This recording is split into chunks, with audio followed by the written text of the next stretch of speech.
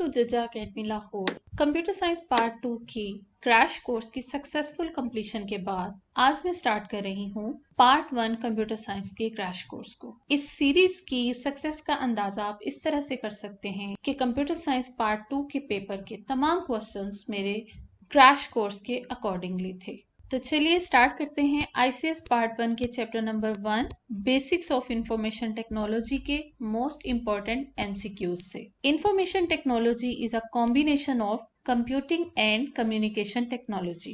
The term that refers to all input, output and secondary storage devices is called peripheral devices.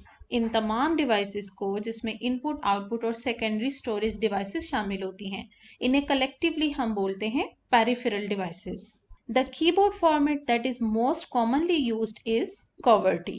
Caps lock is a toggle की। Toggle की कहते हैं on off होने वाली की, जैसा कि कैप्स लॉक की है। एक बार कैप्स लॉक की को प्रेस करते हैं तो वो ऑन हो जाती है, यानी एबीसी कैपिटल लेटर्स में लिखी हुई आती है, और जैसे ही हम कैप्स लॉक की को दोबारा प्रेस करते हैं तो वो ऑफ हो जाती है और तमाम लेटर्स स्मॉल लेटर्स टाइप होते हैं। सो ऐसी कीज जो एक बार प्रेस करने से कोई एक बिहेवियर परफॉर्म करे और दोबारा प्रेस करने से उसके उलट बिहेवियर परफॉर्म करे, ऐसी कीज को टॉगल कीज कहते हैं। A tiny handle in the middle of keyboard is called pointing stick. A special device that is used for playing games is called joystick. Printed image can be input into digital form inside the computer by using a scanner. Which of the following is not an output device? Scanner is not an output device, it is an input device. MICR stands for Magnetic Ink Character Recognition. A device used for optical character recognition is called MICR. Which technology is used to read data on checks? It is MICR, Magnetic Ink Character Recognition System. OMR technology is used to read the test marks of SAT and GRE. So answer is option D, both A and B. The microphone converts the sound into electrical signals.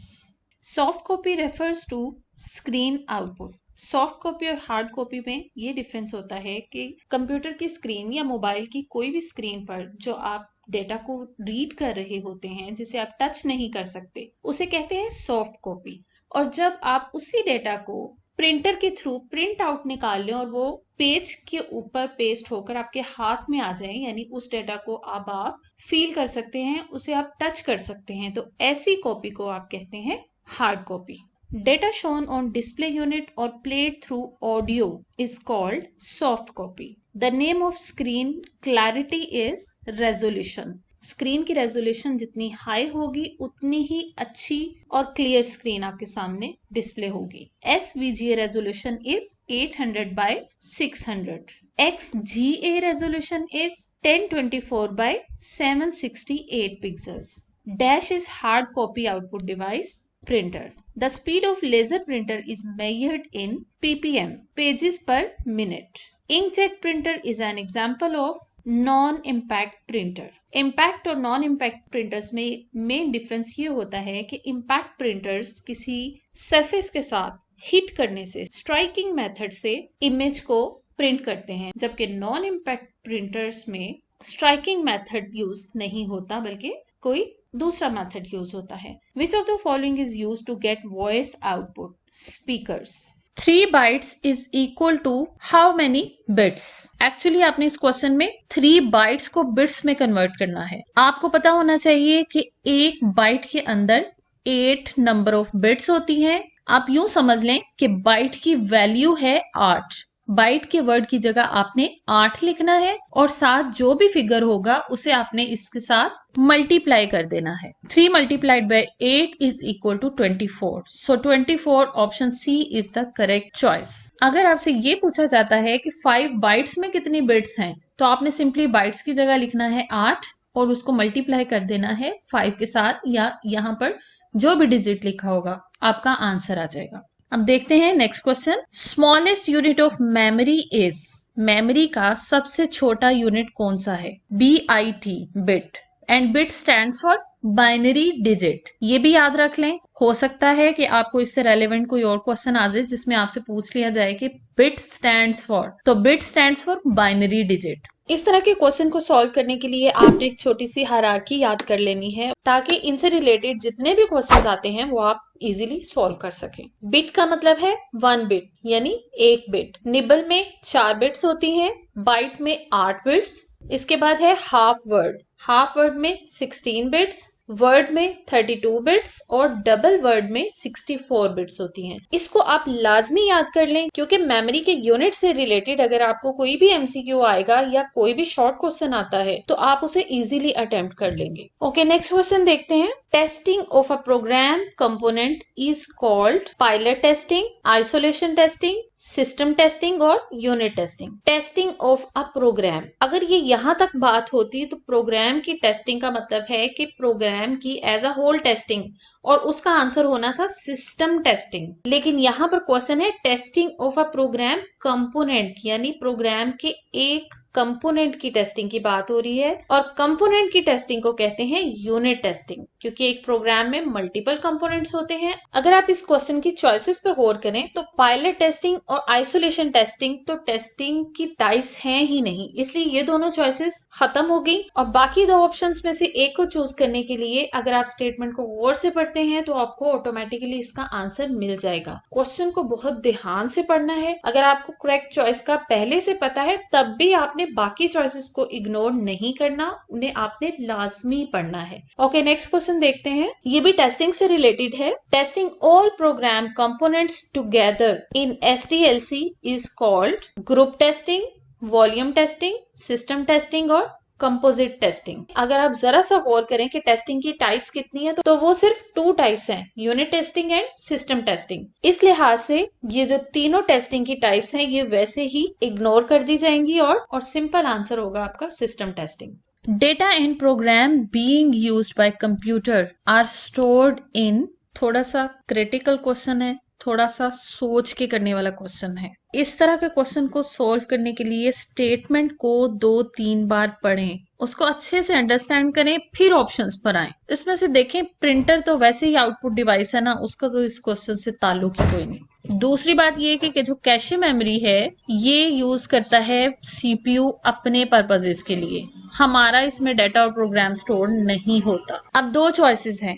Primary storage और secondary storage. इन दोनों storages में difference समझ लें। Primary storage कहते हैं हम RAM को। एक चीज आप याद रखें कि जो भी डेटा कंप्यूटर पर स्टोर्ड होता है वो सेकेंडरी मेमोरी में स्टोर्ड होता है, जिसे आप एनी टाइम रिट्रीव कर सकते हैं। लेकिन जब उस पर कोई प्रोसेसिंग करनी हो, फॉर एग्जाम्पल अगर मैं माइक्रोसॉफ्ट वर्ड ओपन करती हूँ, ओपन होने से पहले उसे मेमोरी में लोड किया जाएगा और वो मेमोरी है प्राइमरी मेमोरी। इसका मतलब ये है कि ऐसा डेटा या प्रोग्राम्स जो कंप्यूटर के इस्तेमाल में हो, जिन पर प्रोसेसिंग हो रही हो, वो स्टोर होते हैं प्राइमरी मेमोरी में। अदरवाइज जो यूजर्स का डेटा है जो परमानेंटली हम स्टोर करते हैं वो सेकेंडरी मेमोरी पर स्टोर होता है। और सेकेंडरी मेमोरी की एग्जांपल है हार्ड डिस्क, सीडीज, आपकी flash drives. So the correct choice will be primary memory. Primary storage की चॉइस को हमने बीइंग यूज्ड की वजह से चूज किया है। अगर ये वर्ड नहीं होता बीइंग यूज्ड तो फिर हमारा आंसर होता सेकेंडरी स्टोरेज।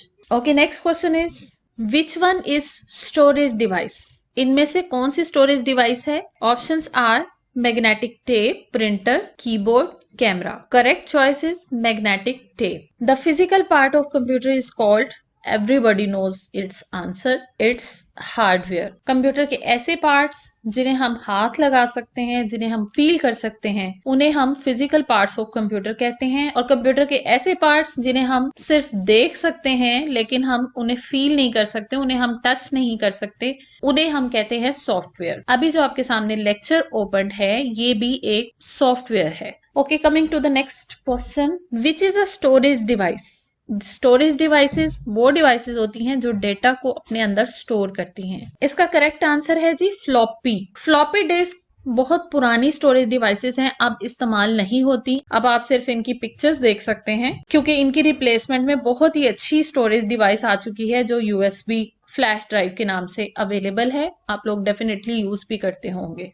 तो आप बस इतना याद रखें कि जो फ्लॉपी ड्राइव थी या फ्लॉपी डिस्क थी वो डेटा को स्टोर करने के लिए इस्तेमाल होती थी। वैसे भी अगर आप बाकी ऑप्शंस को देखें तो CPU is not a storage device, CPU तो प्रोसेसर है। इसी तरह बस है तो बस इज अ कम्युनिकेशन चैनल, एक जगह से दूसरी जगह डेटा को ट्रेवल करवाती है, इसलिए ये भी करेक्ट आंसर नहीं हो सकता।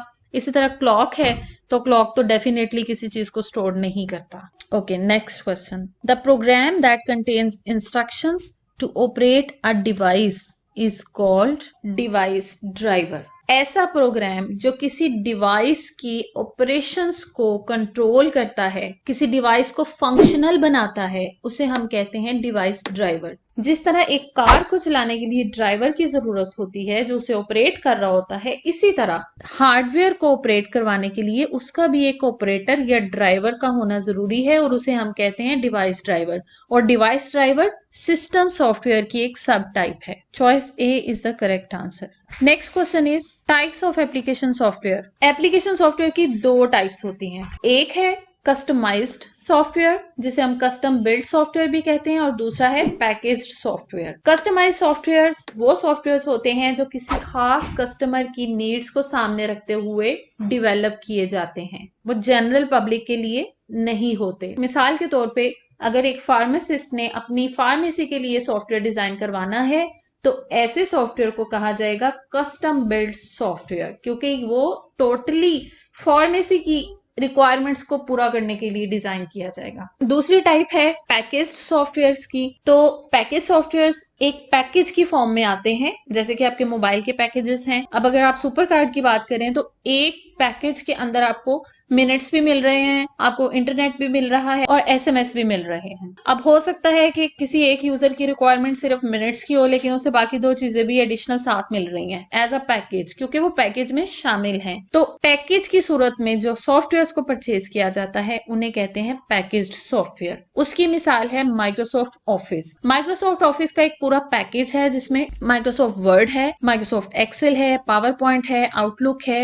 वगैरह वगैरह। Next question is the process of transferring a file from remote computer to local computer on network is called downloading, browsing, uploading and pasting. Remote computer कहते हैं ऐसे कंप्यूटर को जो फिजिकली आपकी एक्सेस में नहीं होता, वो कहीं दूर पड़ा होता है, लेकिन आप वहां से डेटा को शेयर कर सकते हैं अगर आप नेटवर्क से कनेक्टेड हैं तो। अब क्वेश्चन ये है कि अगर हम फाइल को ट्रांसफर करते हैं रिमोट कंप्यूटर से अपने लोकल कंप्यूटर पर, लोकल कंप्यूटर वो जो आपके पास मौजूद है जिसपे आप काम कर रहे हैं, इस प्रोसेस को हम कहते हैं डाउनलोडिंग। आप रिमोट कंप्यूटर को जरा अपनी इमेजिनेशन में रखें, जैसे बबल टाइप बनता है, तो आपने अपने रिमोट कंप्यूटर को अपनी इमेजिनेशन वाले बबल में रखना है और जो लोकल कंप्यूटर है वो आपने इमेजिन करना है कि आपके हाथ में है। अब ऊपर वाले कंप्यूटर यानी रिमोट कंप्यूटर से हाथ वाले कंप्यूटर पर फाइल को ट्रांसफर करना है तो इस प्रोसेस को कहेंगे डाउनलोडिंग, यानी डाउनवर्ड ये लोड हो रहा है। जब आपने अपने हाथ वाले कंप्यूटर से लोकल कंप्यूटर से अपने रिमोट कंप्यूटर यानी ऊपर वाले कंप्यूटर पर फाइल को ट्रांसफर करना है तो इसे हम कहेंगे अपलोडिंग। उम्मीद है कि इस मिसाल से आपको कभी नहीं भूलेगा कि डाउनलोडिंग क्या है और अपलोडिंग क्या है। नेक्स्ट क्वेश्चन देखते हैं। The electronic circuit that executes computer instructions is called electronic circuit जो कंप्यूटर की इंस्ट्रक्शंस को एग्जीक्यूट करता है, इंस्ट्रक्शंस को चलाता है, सॉफ्टवेयर्स को रन करता है, उसे हम कहते हैं CPU. An operating system is इस चैप्टर में ऑपरेटिंग सिस्टम का थोड़ा सा जिक्र आया है जिसे हमने अभी पहले डिस्कस भी किया था कि operating system is a type of system software. Next question is Which of the following is not an example of system software? Operating system, utility program, drivers and Microsoft Office। थोड़ी देर पहले ही हमने discuss किया कि Microsoft Office एक package software है, so it's an example of application software। Question में देखें आपने फोकस करना है नॉट के वर्ड को कि कौन सी ऐसी ऑप्शन है जो सिस्टम सॉफ्टवेयर की एग्जाम्पल नहीं है, और वो है Microsoft Office। Data processing is also known as computing। Computing is a synonym of processing। Processing या computing एक ही चीज का नाम है। Knowledge, procedure, merging, they are totally different things।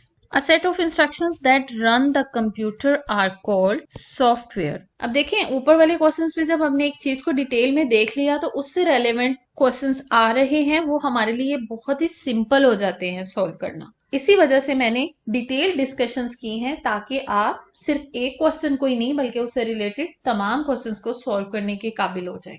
ये थे तमाम important MCQs from chapter number 1। Next video में मैं आपसे शेयर करूंगी important short questions from chapter number 1। Thank you for watching. For more computer science lectures, subscribe to my channel.